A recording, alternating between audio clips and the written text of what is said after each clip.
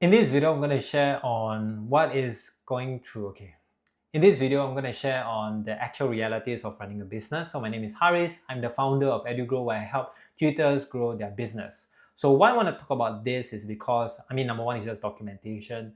And it's good for me to look back on this moment whenever or when I become successful. So, but at the same time, I also want to share the realities of starting your own business lah. So fundamentally, I think number one is that for quite a while you might not earn revenue. So it has been 3 weeks after starting this business, so still $0 in revenue.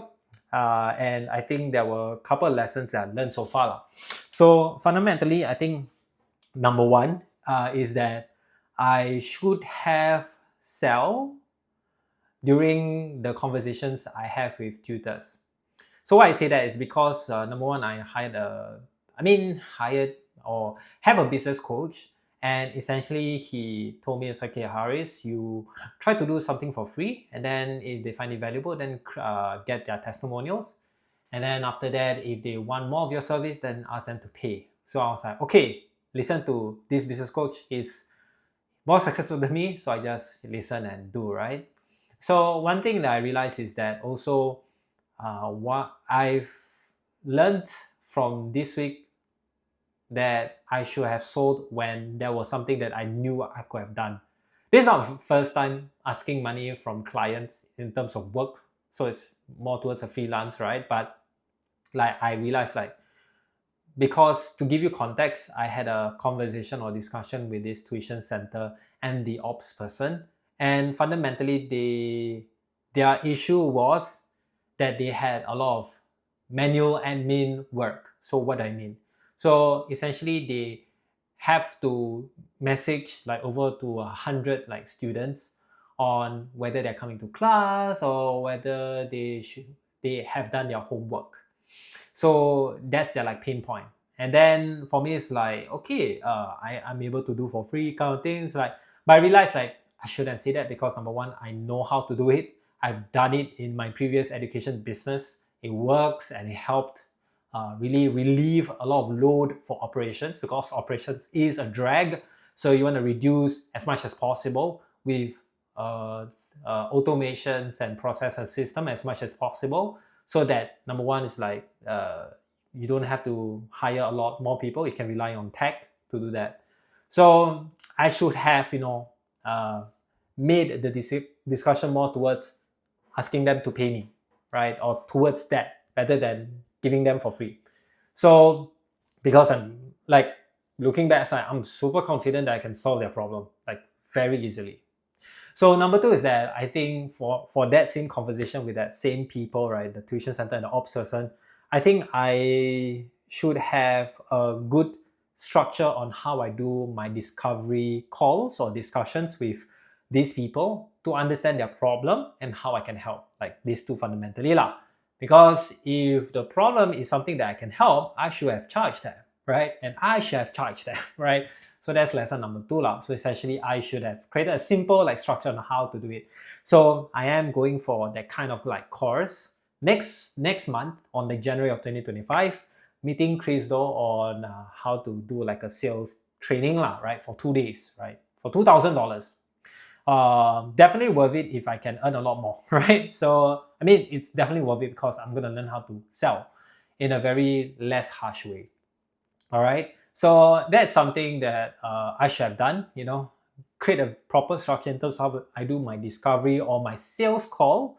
And then if it's a good fit, then I work with them, So that's something that I should work on as well, right? And then I think lesson number three is I had inspiration to, to just share basically I have this problem of prioritization. So definitely I am creating a way for me to prioritize what I need to do.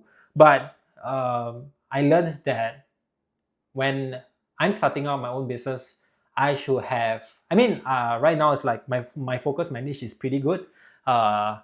It's just that what is the task that I need to do with the time that I have. So essentially, it's always number one, sales and marketing, right? creating relationships, right? Telling people about me. And then after that, work from there, right? In terms of delivering, I'm very confident I can. But it's just that right now it will be me first. And if there is a stable demand for my services, then I'll probably hire, right? So essentially, I was thinking like rather than doing one-on-one, because my mindset was like, okay, I do one-on-one physical. Why not? Is there a better way to reach out to many tutors in one time? And essentially, luckily, my business coach told me, hey, there is actually a Facebook group called Community of Tutors, where tutors in Singapore or Singaporean tutors are in that group. And I was like, great. And then there was a idea came out. I was like, why not I create an event to just share about my learnings of how I teach, how I manage my instructors, how I get feedback. And then I was like, okay, so just to test the waters, I created a post on that Facebook group saying like, hey, my name is Haris, I've taught for 7 years on and off, I've taught in many schools, and I help an education business grow from 6 to 7 figures. And then these are topics that I want to share. If you're interested, like this post. If there is more than 20, then I'll create an event. So something like, like I just want to test waters. And surprisingly, there were like 40 over people like that post. And there were some comments as well, interested, DM me or whatever. So I was like, okay, there is a demand for this. And I was like, great. Then now the next part is to get an event space and actually get a date, right? So that is something that I've done. So, and the best part is in that 1-2 hours event, I can have a lot of people who are interested in my service and, give value first, right? Give first. And then after that, if we are a fit, then yeah, I can help. That is something that I'm super happy about. So one thing about the Facebook group is that they have this thing called Promotional Wednesday. So to promote anything about coaching services or whatnot, I can only post on Wednesday. So that's one thing that I didn't know, but it's fine because I've already, so right now it's like 30th November. So I've booked the space on 31st December, if I'm not wrong, my birthday. And then I'm going to post next week, which is roughly around, I think 3rd December or something like that, which is a Wednesday. And that will be something that, I will be happy to post, and I'll probably post every Wednesday to just let people know there's an event coming up, that kind of thing, right?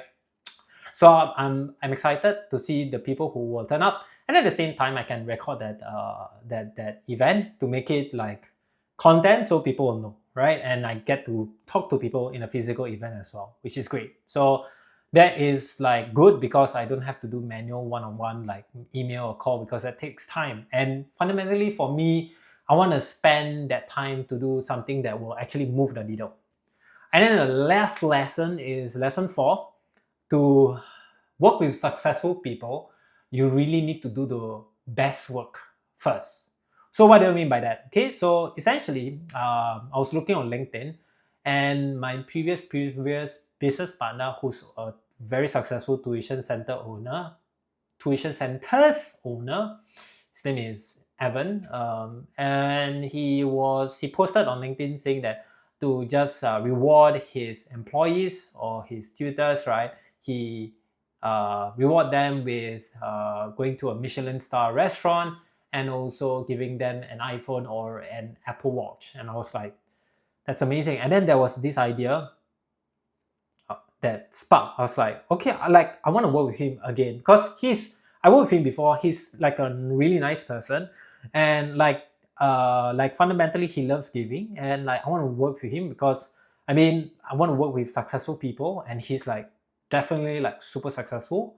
So for me, it's like, okay, because I've texted him to just ask for a podcast on Telegram, but he never replied, which is fine. He's a busy man, but I want to work with him to grab the attention from him. So fundamentally, how do I do that? So what I've learned is that you do things that very, I don't want to call it viral, but like do the work first, right? So for me, my plan to want to work with him is essentially because I saw how his website, because he does with JC and then also with secondary school, like how he collects forms and whatnot. In the JC side of things, junior college, right, he's using Google Forms. In the secondary school side of things, he's using Airtable. So I realized like, oh, I was like, okay, why are there two different things? So I was thinking it's like, maybe I create a simple Airtable system and automations to just show that, hey, I saw that you have these two different ways of like collecting data. I believe like this is causing a problem because I faced the same issue when I was, going through my previous education business. So it's like, so why not I just help with centralizing, and I've done some work for you. So, and then I'll just pull up some links and videos as well. So I was like, fundamentally, like, I think that will be super valuable to him. And then at the same time, like, I will probably give that, that whole Airtable system with a username and password and just give to him, right? So like fundamentally, I'm okay if he doesn't reply. I mean, that's not the whole point, but like, that's a good way to tell like I'm serious, right? In terms of like working, because I want to work with him. And then what else? Yeah, so I think a lot of times when people want to reach out to people, right? Like it's sometimes generic, sometimes nobody cares, right? So for me, it's like how they capture the attention. Just do the damn work first, right? So once I've done that, then I will reach out through email. I know his email because I done my research, and then after that, if that doesn't work, then I will apply as a job in his job portal. There is this one job position saying area of interest or whatever. Essentially, if you don't find your position, let me know how we can work together. And if that don't work, then I will LinkedIn message him because he's on LinkedIn liking posts. And if that don't work, I'll call him. So I'm like that lah. So finally, I want to work with him and then yeah, see how it goes. So it's like, is it about the money? I'm like, it's like kinda, but at the same time, like I want to work with good people. So number one is that like good people makes me better, right? That's fundamentally, I want to be a better person.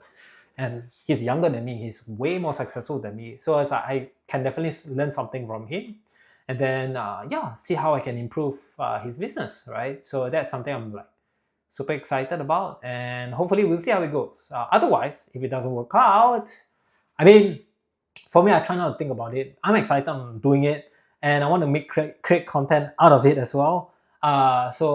But I mean, I really want it to work to work together.